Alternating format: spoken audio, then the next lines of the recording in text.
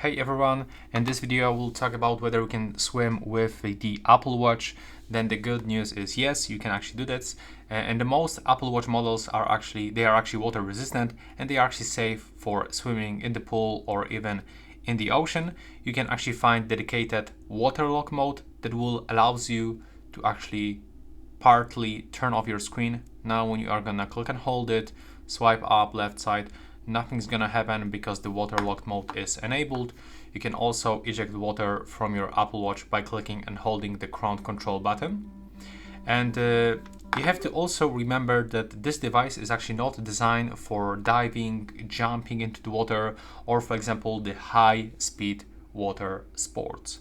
After swimming, you have to make sure to rinse your Apple Watch with fresh water and dry it well. For example, by ejecting water with this water lock mode, or for example using the paper towel or any other stuff that can actually allows you to actually dry it properly.